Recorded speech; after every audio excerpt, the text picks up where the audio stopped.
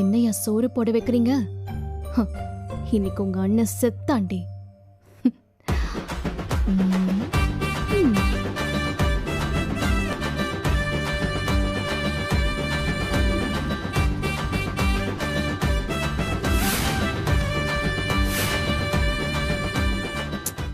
பாவம், இதை மட்டும் கொஞ்சமா போடலாம்.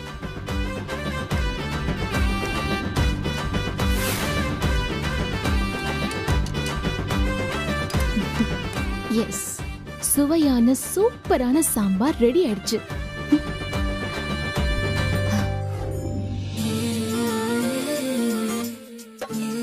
இல்ல பரணி, உனக்கு அப்படியே அத்தை மனசுல பசிச்ச முகத்தை பார்த்த உடனே டக்குன்னு சோறு எடுத்துட்டு வந்து வைக்க பாத்தியா?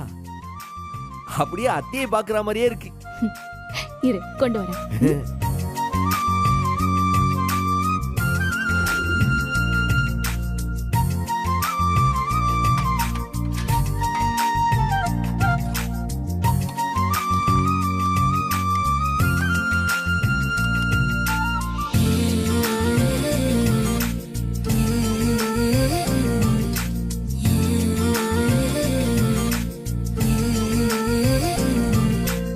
பசிக்குதுன்னு சொன்னல, வயிறார சாப்பிடு சண்முகம். ரொம்ப நன்றில, ரொம்ப நன்றி.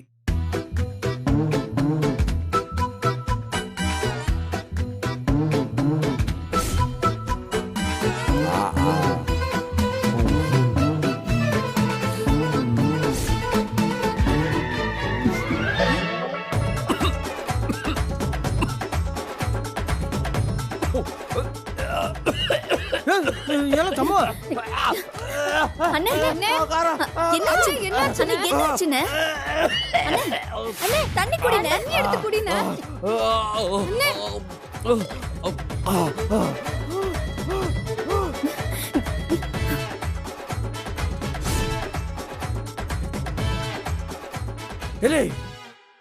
என்னல செஞ்சு வச்சிருக்க? சோத்த வாயில வைக்க முடியல. அண்ணே, போய் சொல்லாதே. மைனி சமைச்சதை நாங்க எல்லாருமே சாப்பிட்டோம். நல்லாதான் இருந்துச்சு, சும்மா குறை சொல்லாத. பேசாம சாப்பிடுனே. அப்படியா? ரொம்ப நல்லா இருந்துச்சுல? ஆமா. நீ எதுக்கு போய் சொல்லுத? இல்ல, நான் போய் சொல்றேனா? இங்கிட்டு வாச்சல, நீ வந்து ஒரு வாய் சாப்பிட்டு பாரு.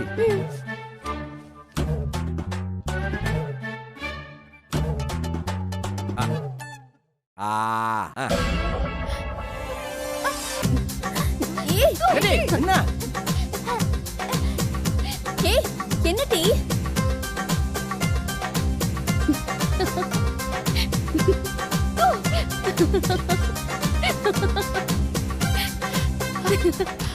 எப்படி டிராமா போட்டு என்ன சாப்பாடு போட வச்சா நான் பொண்டாட்டி ஆயிடுவேனா? என்னடி பண்ணி வச்ச? சமைச்சது நான் தான். ஆனா உங்க அண்ணனுக்கு நன்றி கொஞ்சம் கம்மியாச்சு. அதான் 2 கை உப்பள்ளி போட்டேன். கொஞ்சம் ரோஷம் வரட்டும்னு ஒரு 6 ஸ்பூன் மிளகாத்தூள் அள்ளி போட்டேன். அவ்வளவுதான். அடிப்பாவி.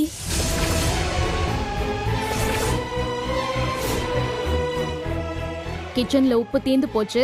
நாளைக்கு புதுசா உப்பு பாக்கெட் கொண்டு வர சொல்லு. நான் போய் படுக்கிறேன்.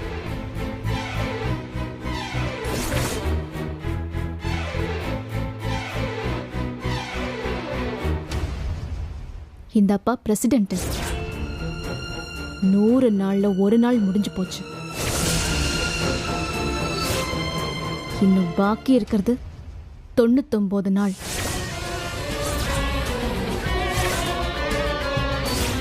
பாத்துக்கோ.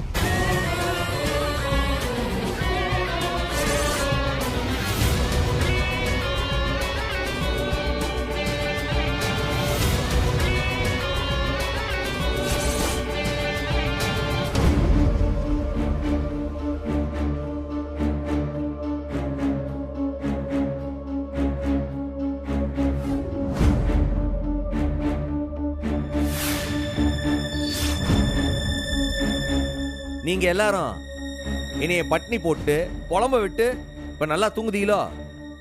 இருட்ட நான் அவகிட்ட பேசிக்கிட்டேன்.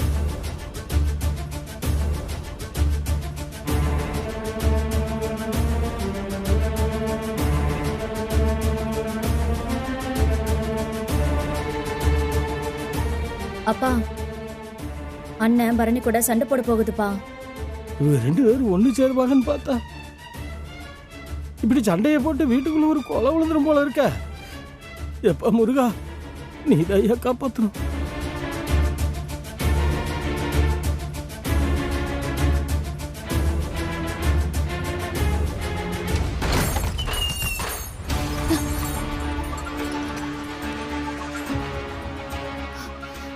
ஏய், நீ எங்கடா உள்ள வந்த? உன்னதான் இந்த ரூம் பக்கமே வரக்கூடாதுன்னு சொல்லிருக்கேன்ல. இப்ப எதுக்காக என் பெர்மிஷன் இல்லாம உள்ள வந்த? எதுக்கு பெர்மிஷன்? என்ன பெர்மிஷன்? நீ என்ன பெரிய எலிசபெத் மகாராணியா? உங்ககிட்ட பெர்மிஷன் கேட்டு அங்க வரணுமா? ஆமாண்டா, வரக்கூடாது. என் ரூமுக்கு நான் தான் மகாராணி. உன்ன மாதிரி ஏமாத்துற பேர் வழியில உள்ள வரதுக்கு பெர்மிஷன் இல்ல. என்ன ஏமாத்திட்ட அப்படி பெருசா? நான் உன் மேல ஆசைப்பட்டதே அதுக்காக உன்னை யாருக்கும் தெரியாம தூக்கிட்டு போய் தாலி கட்டினேன். அத முதல்ல புரிஞ்சுக்க. ஆமா, நீ ரொம்ப நேர்மையானவன் கேள்விப்பட்டேன் பாரு. சும்மா நிறுத்துடி. இல்லை, நான் உன் கழுத்துல தாலி கட்டினதுக்கு உங்க அம்மா சொன்ன ஒரு வார்த்தை மட்டும் இல்ல, அதுக்கு மேல 1000 காரணம் இருக்கு. அதெல்லாம் சொன்னா காது கொடுத்து கேட்டாதானே? இல்லை, என் அம்மா சத்தியமா சொல்லுதே, நான் குமர அந்த முருகன் மேல சத்தியமா சொல்லுதே. நான் சொல்லுத நம்பல. அந்த டாக்டர் நல்லவன் கிடையாது. ஓஹோ, என்னோட கார்த்தி நல்லவன் இல்ல, அது சொல்ற நீ நல்லவன், அப்படிதானே? ஒரு கொலைக்காரனை நம்பினாலும் நம்புவேனே தவிர நான் செத்தாலும் உன்னை நம்ப மாட்டேன்டா. இல்லை, என்னல இப்படி எல்லாம் பேசுத? என்னடா பெரிய நல்லவன் நீ? அன்னில இருந்து ஒரே கேள்விதான் நான் கேட்டுட்டு இருக்கேன். உன்கிட்ட பதில் இருக்கா? உன் தங்கச்சி கழுத்துல வலுக்கட்டாயமா தாலி கட்ட நினைச்சா என் அண்ணன் கேட்டவன், அதே நேரம் ஏன் கழுத்துல ஏன் விருப்பம் இல்லாம தாலி கட்ட நினைச்சியே நீ நல்லவனா? சொல்றா, நீ நல்லவனா? இல்லை, நான் சொல்றதுதான் நீ எதுவுமே காது கொடுத்து கேட்க மாட்டீங்க. மாட்டேன், நான் நம்ப மாட்டேன். நீ அவ்வளவு நல்லவனா இருந்தா என்ன பண்ணிருக்கணும்? டாக்டர் நல்லவன் இல்ல, உங்க அப்பா அந்த பாத்திர கடைக்காரனுக்கு உன்னை கட்டி வைக்க முயற்சி பண்ணிட்டு இருக்காருன்னு நீ சொல்லிருக்கணுமா வேணாமா? ஆமா, சொல்லிருக்கணும். ஆனா அதுக்கெல்லாம் நேரம் இருந்துச்சா? அன்னைக்கு நீதான் பார்த்தலாம் அன்னைக்கு என்ன ஆச்சுன்னு. நேரம் இல்லனாலும் நீ சொல்லிருக்கணும். என்கிட்ட எதுவும் சொல்லாம ஏன் விருப்பத்தை கேட்காம என் கழுத்துல கட்டாய தாலி கட்டினியே. உன்னை நான் மன்னிப்பேன் நினைக்கிறியா? செத்தாலும் நான் உன்னை மன்னிக்க மாட்டேன். நான் உனக்கு என்ன சொல்லி சமாதானப்படுத்தணும் தெரியல. ஆனா இங்க பாரு, என்கிட்ட எந்த டிராமாவும் பலிக்காது. நீ சொல்ற எதையும் நான் நம்ப மாட்டேன். உன் பக்கம் நிக்கிறவங்க சொல்றதையும் நான் நம்ப மாட்டேன். உயிரே போனாலும் ஒரு நாளும் உன் பொண்டாட்டிய நான் வாழ மாட்டேன்.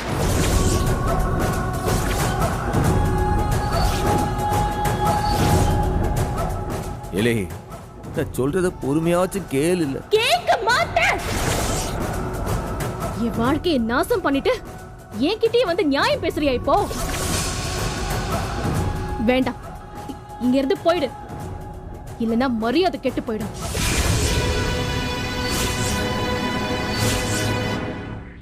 டேய் போடா.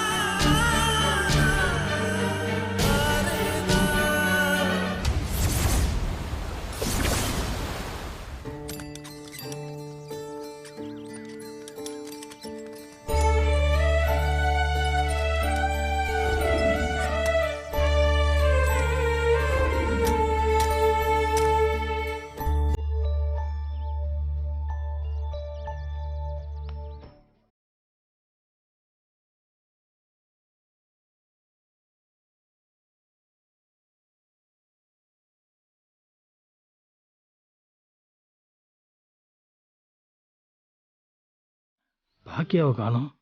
கூப்பிடுவோமா? ஒருவேளை சவுந்தரபாண்டி வச்சா இருந்தா கோபப்பட்டு வர.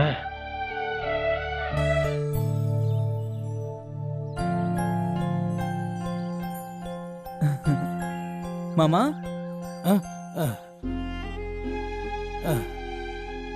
என்ன மாமா இங்கே நின்ட்டீங்க? உள்ள வாங்க மாமா. பரவாயில்லையா, இருக்கட்டும்.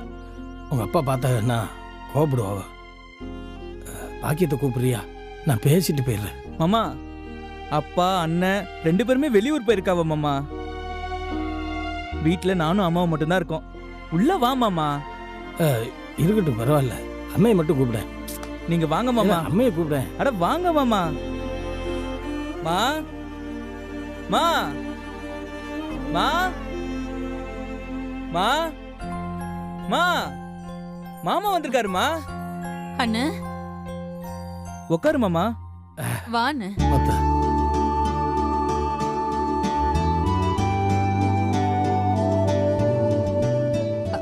அண்ணா முதல்ல உட்காருண்ண. அட உட்காருண்ண. உட்காருங்க மாமா.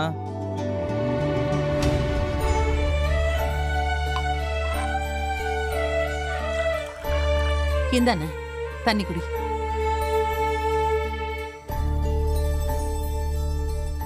பாருண்ண எவ்வளவு வேர்த்து இருக்கு. இல்ல சிவபாலா, அம்மா ஃபேனை போடு. சரிம்மா.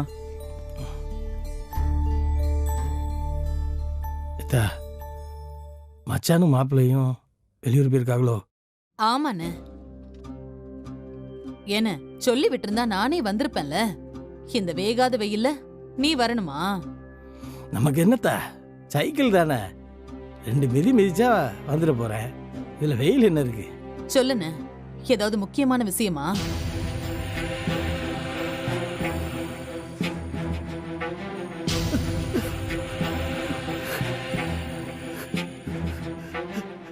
அங்க என்னிடமோ நடந்துட்டு இருக்குதா. இதுக்காக இந்த பிள்ளைகளை இவ்வளவு பாடுபட்டு வளர்த்தனா? அண்ணன் என்னாச்சுன்னு எதுக்குன்னு ஒரு மாதிரியா இருக்க?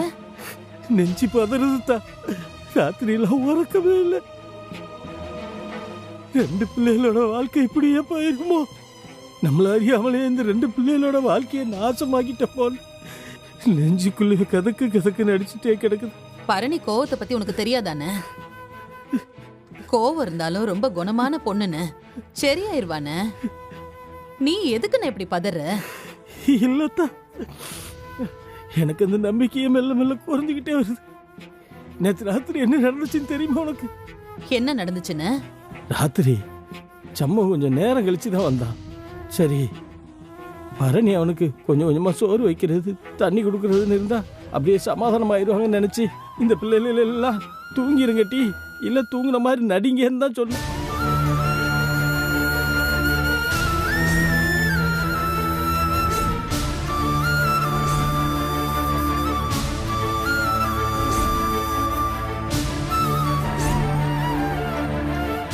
உயிரே போனாலும் ஒரு நாள் உன் பொண்டாட்டிய நான் வாழ மாட்டேன். இங்க இருந்து போயிடு, இல்லைன்னா மரியாதை கெட்டு போயிடும். பரணி கண்ணுல அப்படி ஒரு வெறுப்பு தெரியுது. அத பார்த்த உடனே எனக்கே திடுக்குன்னு ஆயிடுச்சு. இவ்வளவு வெறுப்பை வச்சுட்டு என் பையன் கூட அவன் எப்படி சந்தோஷமா வாழ்வான்? சந்தோஷமா வாழ்றதை விடு, முதல்ல வாழ்வாளானே தெரியலையே. தப்பு பண்ண பாக்கிய, நீ பெரிய தப்பு பண்ணிட்ட. சமூகத்தை பரணி கழுத்துல தாலி கட்டி இருக்கவே சொல்லியிருக்க கூடாது. இப்ப பாரு, நம்ம பிள்ளைகளோட வாழ்க்கை தானே அந்த இடத்துல நிக்குது. சம்ம வாழ்க்கை கெட்டு போனாலும் சரி, பரணி வாழ்க்கை கெட்டு போனாலும் சரி, அழப்போறது நம்ம அண்ணன் தங்கச்சி 2 பேர் தானே. இப்ப நம்ம தானே வக்கத்து போய் நிக்குதோம். இல்லன்னு அப்படியெல்லாம் நடக்காது. என்னத்து நடக்காது? பரணி பாம்பு மாதிரி கொத்துதான். அவன் ஒரு வார்த்தை சொன்னா இவன் 10 வார்த்தை பதிலுக்கு சொல்லுதான். அவனும் பேசாம பொட்டிப்பாம அடங்கி போயிட்டு இருக்கான். எத்தனை நாளைக்கு தான் இவனும் பதிலுக்கு பதில் பேச ஆரம்பிச்சா வீடு 2000 என்ன நடக்கும் ஏது நடக்கும்னு எனக்கே பயமா இருக்கு. அவங்க வாழ்க்கை கண்ணாடி மாதிரி இருக்கு. எப்ப நொறுங்கும் எப்ப உடையும் எனக்கே தெரியாம இருக்கு. அது நினைச்சாலும் எனக்கு கதக்குங்க. அண்ணன் இப்ப எதுக்காக நீ அழுவுத? என் பொண்ணு கோவக்காரிதான், ஆனா உன் புள்ள குணசாலின்னு. உன் வளர்ப்பு என் மதனியோட வளர்ப்பு அப்படி. இந்த வாழ்க்கை உடைஞ்சு போக சம்முவ விட மாட்டானே, நம்பு. இல்லத்தா, எனக்கு அந்த நம்பிக்கை மெல்ல மெல்ல குறைஞ்சிட்டு தான் இருக்கு. தப்பு பண்ணிட்டியோன்னு பதறிட்டு கிடக்குறேன். இல்லன்னு, நிச்சயமா நான் தப்பு பண்ணல. ஆமா, நான் தான் அவனை தாலி கட்ட சொன்னேன். ஆனா நிச்சயமா அது தப்பான முடிவு இல்ல. நம்புன, இப்பதானே அவங்க வாழ்க்கை ஆரம்பிச்சிருக்கு. இப்ப என்ன, பரணி 100 நாள் கெடு கொடுத்திருக்கா, அப்படித்தானே? அண்ணா, இன்னும் நாள் கிடக்கு. அதுக்குள்ள நீ இப்படி கலங்க ஆரம்பிச்சா எப்படின்னு? நீ நேத்து ராத்திரி நடந்த கூத்த பார்க்கல, பார்க்காம பேசிட்டு கிடக்குற. என் பொண்ணு எப்படி பேசியிருப்பான்னு எனக்கு தெரியாதா? இத பாருங்கன்னு, சம்மு அப்படியெல்லாம் விட்டுற மாட்டான். அந்த டாக்டர் கெட்டவன்னு நமக்கு நல்லா தெரிஞ்சிருச்சு. கொஞ்சம் கூட யோசிக்காம பரணிய கை விட்டுட்டு ஓடி போனவன் தானே அவன். அத தவிர என் புருஷன் இருக்காரே, உலகத்திலேயே உத்தமர் அவர்தான். அவர் என்ன ஏற்பாடு பண்ணி வச்சிருந்தாரு? அந்த பாத்திர கடைக்காரன் அவனை என் பொண்ணுக்கு கட்டி வைக்க பார்த்தாரு. அந்த குடும்பத்துல பணம் கொட்டி கிடக்கு. ஆனா அந்த பையன் செல்வம், அவன் என்ன நல்லவனா? ஊர்ல விசாரிக்க விசாரிக்க கதை கதையா சொல்லுதாவ. அவன் கூட என் பொண்ணு நிம்மதியா வாழ்ந்துட முடியுமா சொல்லுன? இப்ப சமூகத்து கூட மட்டும் அவன் நிம்மதியா வாழ்ந்துட்டு இருக்காளத்தா? வாழுவான. சின்ன பொண்ணு, நாளையும் யோசிக்கிற தன்மை இப்ப அவளுக்கு இல்ல. சமூகத்தை விட நல்ல மாப்பிள்ள அவளுக்கு கிடைக்கவே மாட்டான. இத பாருன, அவளை புரிஞ்சு பொறுமையா பாத்துக்கிட அவனை தவிர வேற யாராலையும் முடியாதுன்னு. எத்தனை நாளைக்கு சம்மு பொறுமையா இருப்பான்? வாழ்க்கை முழுக்க அவன் பொறுமையா தானே இருப்பான். ஏன்னா அவன் என்னோட மதனி, சூடாமணியோட வளர்ப்பு. இந்த கல்யாணம் என்னோட ஆசை மட்டும் இல்லன்னு, என் மதனியோட ஆசையும் கூட. சமூகத்துக்கு தான் பரணின்னு மதனி ஜாதகத்துல இருக்குன்னு சொன்னதும் எனக்கு ரொம்ப சந்தோஷமா இருந்துச்சு. எப்படி ஆனாலும் அது நடந்துரும்னு நினைச்சேன். ஆனா இவ டாக்டர் மாப்பிள்ளைய விரும்புறேன்னு சொன்னதும் எனக்கு அப்படியே ஒரு மாதிரி ஆயிடுச்சுன்னு. அந்த டாக்டர் ஓடி போயிட்டான். ஏன் புருஷன் அவளை பாத்திரக்காரன் அவனுக்கு கட்டி வைக்க பாக்குறாருன்னு தெரிஞ்சதுக்கு அப்புறம் தானே நான் அவனை தாலி கட்ட சொன்னேன். போற போக்க பார்த்தா என்ன நடக்க போகுதுன்னு எனக்கு தெரியல. அண்ணன், எல்லாமே நல்லபடியா தானே நடக்கும். என்னோட வார்த்தைக்காக தாலி கட்டினவன் நான் பெத்த பொண்ண கைவிட்டுற மாட்டானே. யாரு கைவிட்டாலும், நீயும் நானும் கூட கைவிட்டாலும் அந்த முருகன் கைவிட மாட்டான். நீ நம்புன, நம்பு. இத பாரு, என்ன பிரச்சனை வந்தாலும் நான் வந்து சமாதானம் பண்ணி வைக்கிறேன். நீ நம்பிக்கையோட போயிட்டு வானே. என்னத்தை தான் நம்புறது? அதை நினைச்சால என் நெஞ்சே அடைக்குது. எனக்கு வேற யாரு இருக்காத்தா? சொல்லியல நீ ஒருத்தி தானே இருக்க. அதான் ஒன்று சொல்லிட்டு போலான்னு வந்தேன். நான் வர்றதா கிளம்புறேன். மாமா அண்ணே, மாமா பாத்து. என்னாச்சுன்னு? உடம்பு ஏதாவது பண்ணுதா? சொல்லுன்னு. வெயில்ல வந்துடல, அதான் தலை லேசா சுத்திருச்சு, வேற ஒண்ணும் இல்ல. சிவபாலா, அம்மா. அண்ணனை கூட்டிட்டு போய் வீட்டுல பத்திரமா விட்டுட்டு வந்துரு. சரிம்மா. அண்ணன், நீ சைக்கிள் எல்லாம் ஓட்டிட்டு போக வேண்டாம். ஐயோ விடுத்தா, அதெல்லாம் ஒண்ணும் இல்ல. 2 மிதி மிச்சா நான் வீட்டுக்கு போயிருவேன். விடு, நான் போறேன். அண்ணன், அண்ணன், ஆ, என்னன்னு போயிட்டு வரேன்னு சொல்ல மாட்டியா? அது என்ன போறேன்னு அபசகுணமா சொல்லுத? ஏத்தா, விடுத்தா, பாய் தவறி வந்துருச்சு. நான் போயிட்டு வரேன். சரிண்ணே, வரேன் பாத்துண்ணே. சிவபாலா. சரிங்க மாமா.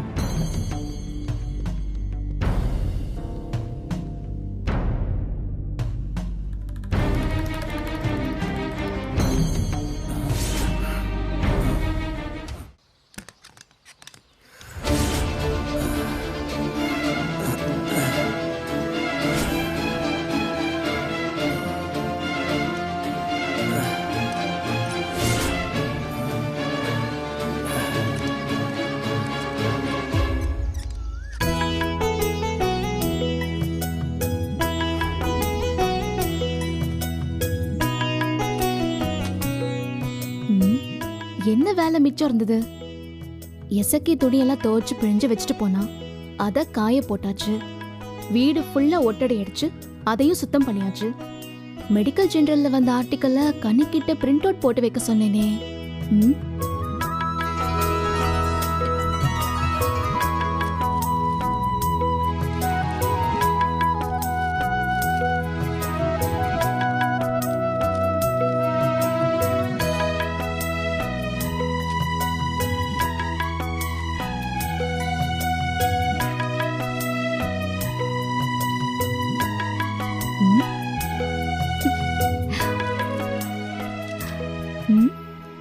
ஒரு பிரிண்ட் அவுட்டுக்கு 4 ரூபாய், மொத்தம் 21 பிரிண்ட் அவுட்டுக்கு 84 ரூபாய், மீதி 15 ரூபாய் பிளஸ் 1 ரூபாய் சாக்லேட் சில்லறை இல்லாததால்.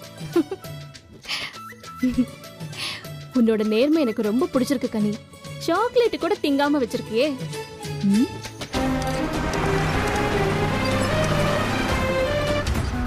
ஆமா, கடைக்கு போறதுக்கு முன்னாடி இசக்கிய வீராவும் ஏதோ சொன்னாங்களே.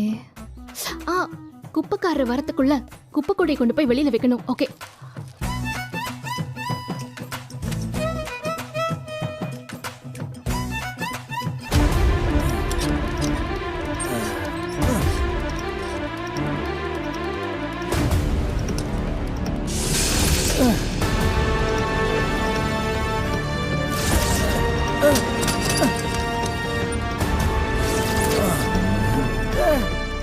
வாங்க மாமா.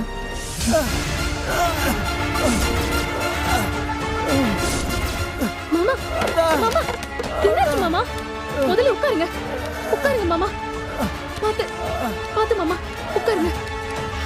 இங்க பாருங்க மாமா, இங்க பாருங்க மாமா. மாமா